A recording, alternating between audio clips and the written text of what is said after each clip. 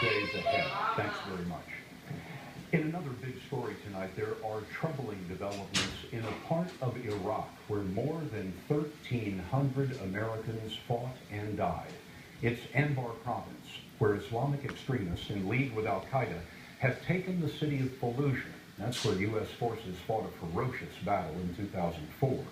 The fight today is between the two main branches of the Islamic faith, the Sunni and the Shia, which are at war with each other from Iraq through Syria and Lebanon. Liz Palmer now on the latest in Iraq. It took years of hard fighting to drive Al-Qaida-linked fighters out of Fallujah. Now, 2 years after the U.S. withdrawal, they're back. Last week, the Iraqi military went on the attack. This video from the Iraqi Defense Ministry shows the Air Force firing at extremists who had overrun mosques, jails, and police stations in the two main towns of Anbar, Fallujah, and Ramadi. Tonight, the insurgents are reported still to be in control of Fallujah. Armed with guns and rocket-propelled grenades, they're battling local tribesmen and the largely U.S.-trained and equipped Iraqi army. The violence is a spillover from the savage civil war next door in Syria, where Al-Qaida-linked militants have exported their cause and their men across the border. They're mostly Sunni Muslims who want to rule this part of the world and impose hardline Sharia law.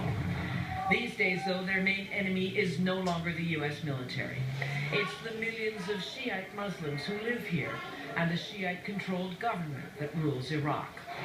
Over the past year, this religious conflict has grown. In the country America believed was headed for stable democracy, nearly 8,000 civilians were killed in 2013. A return to the kind of violence Iraqis haven't seen since the very worst years of the war. Elizabeth Palmer joins us from Amman. Liz, the United States has said that it wants to help Iraq. What's in the offing? Secretary Kerry has said clearly America sees this as Iraq's fight. There won't be any U.S. boots on the ground. However, it is willing to accelerate the delivery of some arms. 100 Hellfire missiles will arrive to help the Iraqi military sometime this spring, and 10 aerial surveillance aircraft. Elizabeth Palmer in the Jordanian capital for us tonight. Liz, thanks.